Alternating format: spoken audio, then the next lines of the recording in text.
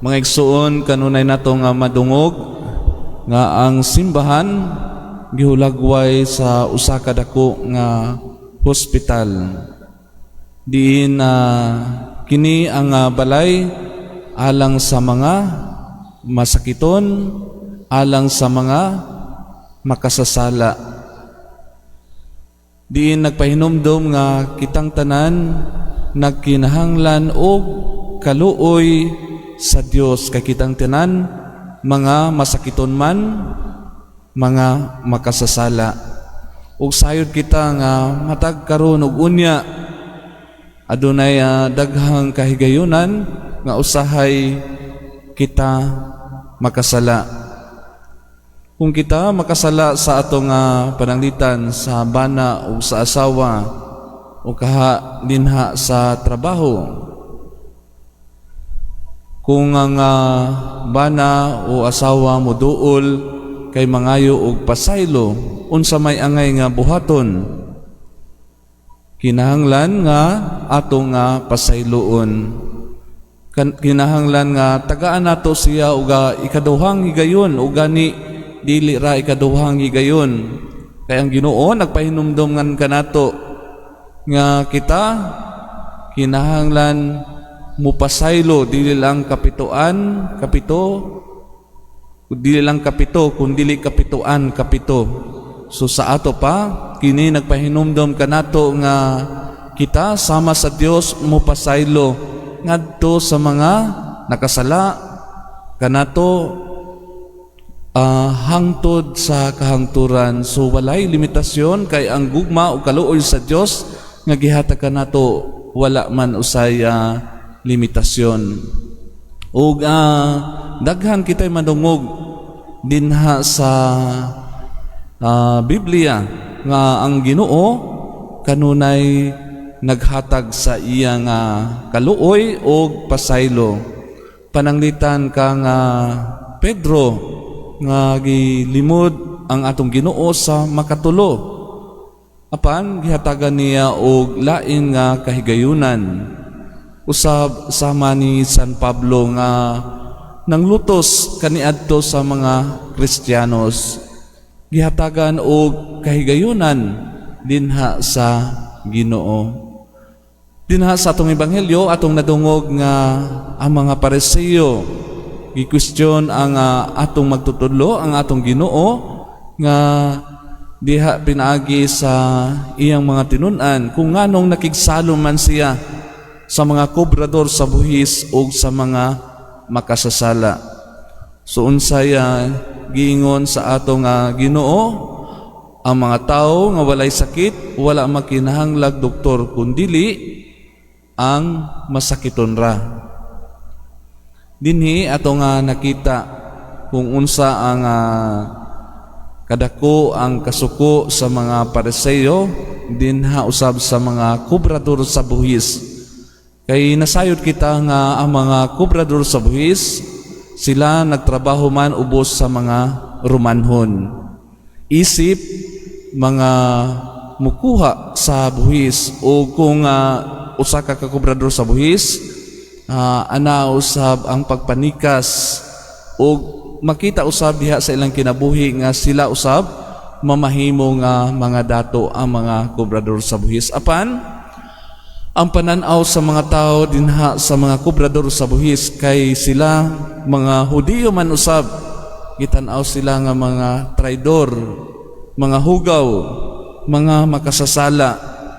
Kay sila ning trabaho man ubos sa mga Romanhon, sila nahimo man nga mga hinungdan kung anong ang mga kauban nilang mga Hudiyo nahimo usab nga nagpas-an sa mga buhis nga dagko kaayo nga gikuha dinha kanila.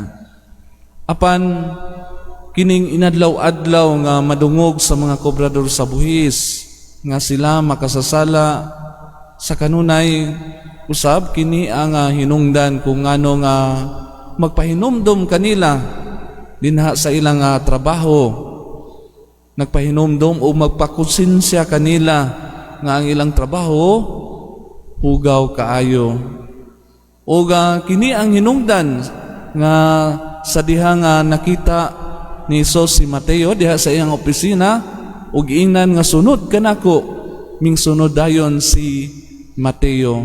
Pagkaanindot nga tan-aw no, nga kung kita tawgon sa Dios nga musunod kaniya, musunod dayon kita kaniya sa walay pagduha-duha. Ug nakigsalo ang atong Ginoo ngadto kang Mateo ug usab dinha sa mga kubrador sa buhis.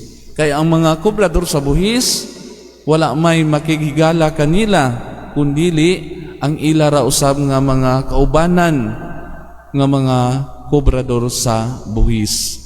So ana agyod ang pagtan-aw kanila nga sila mga kaaway, sila mga makasasala.